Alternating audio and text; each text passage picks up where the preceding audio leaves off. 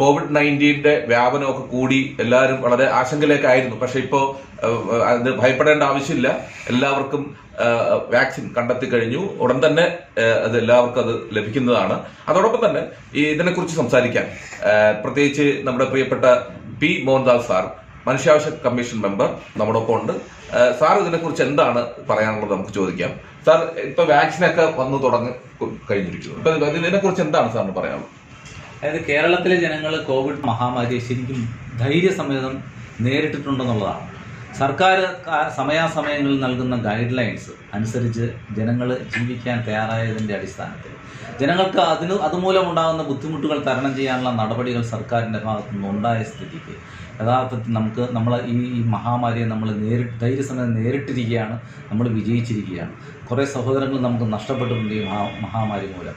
അതിപ്പോൾ ഏത് സാഹചര്യങ്ങളിലാണെങ്കിലും അത് ഉണ്ടാവും. അത് മരണത്തെ നമുക്ക് തടയാൻ പറ്റത്തില്ല. പക്ഷേ നമ്മൾ വളരെയധികം മരണങ്ങളിൽ നിന്നും ആളുകൾ നമ്മൾ രക്ഷപ്പെടുത്തിയ ആളുകളാണ്. ലക്ഷക്കണക്കിന് ആളുകൾക്ക് നമുക്ക് ഈ കോവിഡ് വന്നിട്ടും നമ്മളവരെ രോഗമുക്തി നേടി അവരെ രക്ഷപ്പെടുത്താൻ നമുക്ക് സാധിച്ചിട്ടുണ്ട്. അതുകൊണ്ടാണ് ഞാൻ പറയുന്നത്, ഇപ്പോൾ വാക്സിൻ കൂടി വന്നിരിക്കുകയാണ്. ധൈര്യം വിടരുത്. നമ്മൾ ലോകത്തിന് മാതൃകയാകണം.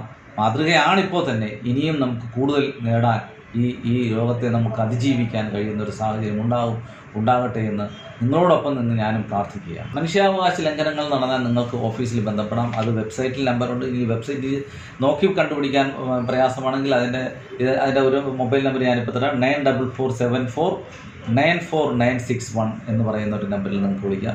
ചെയർപേഴ്സൻ്റെ പ്രൈവറ്റ് സെക്രട്ടറിയുടെ നമ്പറാണ് മിസ്റ്റർ ജയപ്രകാശ്. അദ്ദേഹം നിങ്ങൾക്ക് കിട്ടും.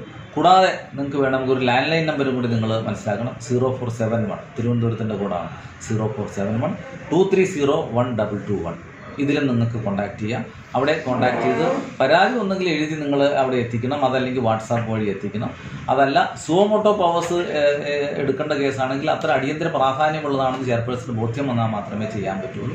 അത് നിങ്ങൾ അങ്ങനെ എടുക്കണമെന്ന് നിങ്ങൾ പറയരുത്. ഒരിക്കലും അങ്ങനെ പറയാതെ എഴുതി കൊടുത്താൽ തീർച്ചയായും ഇൻസ്റ്റൻറ്റ് രജിസ്ട്രേഷൻ ഓഫ് കേസും ഇൻസ്റ്റൻറ്റേനിയസ് ഓർഡറും ഉണ്ടാകും.